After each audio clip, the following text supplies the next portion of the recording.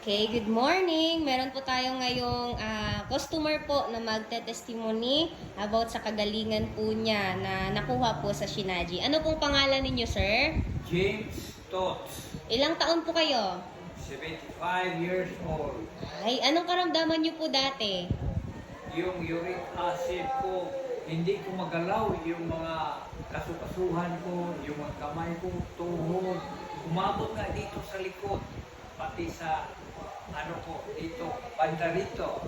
Opo. Pero after joining the Shinaji therapy for 29 days, kahapon, ako sa laboratory sa Agape Health Clinic, nakita ko yung resulta, bumaba na gusto at nawala bigla yung mga sakit-sakit sa mga katawan ko.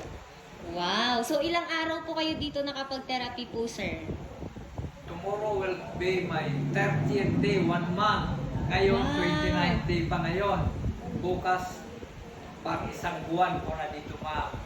Wow. So, ngayon po, sir, ano po yung masasabi po ninyo sa mga tao po na hindi pa po nakakapagpa-therapy? I'm inviting them to join us.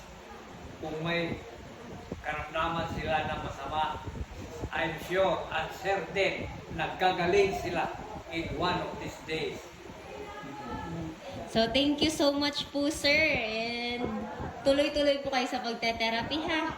Habang nandito kayo, ma'am, kahit lilipat pa kayo sa malayo na lugar, pupuntahan talaga ko kayo. Wow!